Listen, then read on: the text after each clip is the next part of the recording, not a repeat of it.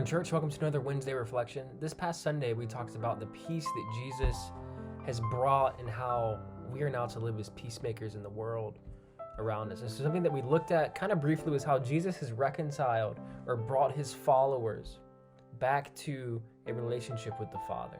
And so because of that, he's also made it possible for us to be reconciled or brought back into relationship with one another.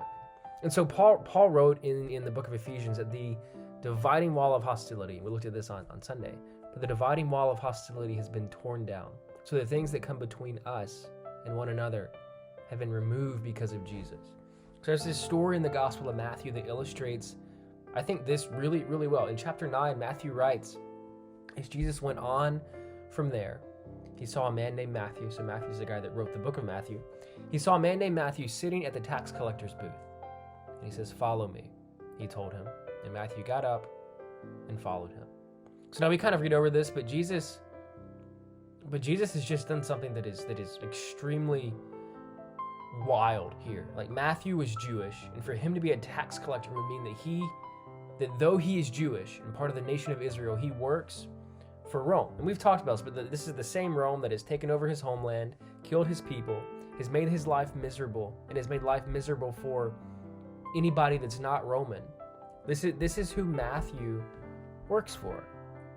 And so in a sense, Matthew profits off of the oppression of his own people. And so everybody in Jesus' crowd, everybody that was following Jesus at this point, they would have hated Matthew. So I imagine when they get near, and all the disciples might even kind of move to the other side of the street as they're passing by the tax collector's booth. And when they see Jesus walk up to him, they're probably shocked, right? Maybe they think he's going to rebuke him. Maybe they're thinking, oh, Jesus must be getting ready to condemn him or question him or tell him that what he's doing is wrong. But then Jesus says, "Follow me." And none of them can believe what they've just heard.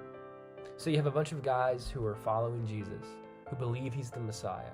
And so they believe because of this that he's the one who's going to come and overthrow Rome and make wrongs right and do all this stuff. And now this Messiah has brought into their group somebody who works for their enemy, somebody who is their enemy. Does it make sense to them? Does it make sense to us? This is the type of reconciliation that Jesus brings. This is the kind of peace that Jesus brings. Peace that makes enemies not just into friends, but into families. So now imagine that there were plenty of problems, right, that surfaced over the next 3 years, like the stuff that Matthew did, the way that the other disciples thought. Like they had conflict, and there was tension, and there was difficulty that they had to kind of work through. But their one commonality was they were in a relationship with the Savior of the world. And it's only because of their relationship they were able to, assumingly, work through that conflict. And so it is only because of our relationship with the Savior of the world that you and I can be peacemakers.